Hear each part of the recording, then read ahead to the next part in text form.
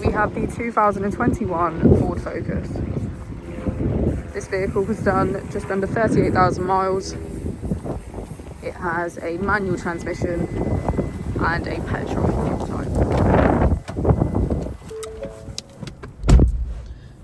To the left of our steering wheel, we have cruise control as a feature, as well as our keyless ignition. On the right, we have voice control.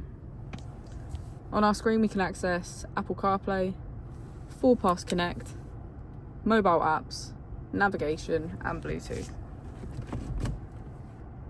If we put the vehicle into reverse, we can see that it comes with front and rear parking sensors. Just below our screen is our dual zone climate control with heated seats on either side and our heated steering wheel in the middle.